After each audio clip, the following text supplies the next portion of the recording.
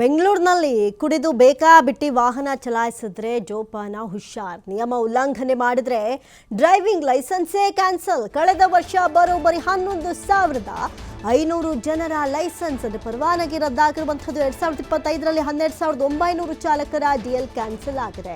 ಇದಕ್ಕೆ ಶಿಫಾರಸು ಮಾಡಲಾಗಿದೆ. ಈ ವರ್ಷವೂ ಕುಡಿದು ವಾಹನ ಓಡಿಸೋರಿಗೆ ಶಾಕ್ ನೀಡೋದಕ್ಕೆ ಸಿದ್ಧತೆಯನ್ನ ಮಾಡಿಕೊಳ್ಳಲಾಗಿದೆ. ನಿಯಮ ಉಲ್ಲಂಘನೆ ಮಾಡಿದ್ರೆ ಈ ಸರಿ ಫೈನ್ ಅಲ್ಲ, ಯಾಕಂತ ಹೇಳಿದ್ರೆ ಕುಡಿದು ಅವಾಂತರಗಳಾಗ್ತಾ ಇರೋದು ಇದೇ ಮೊದಲೇನಲ್ಲ, ಬಹಳಷ್ಟು ಬಾರಿ ಅವಾಂತರಗಳು ಸೃಷ್ಟಿ ಆಗ್ಬಿಟ್ಟಿದೆ. ಹಾಗಾಗಿ ಕಠಿಣ ನಿರ್ಧಾರಕ್ಕೆ ಇದೀಗ ಮುಂದಾಗಿದೆ.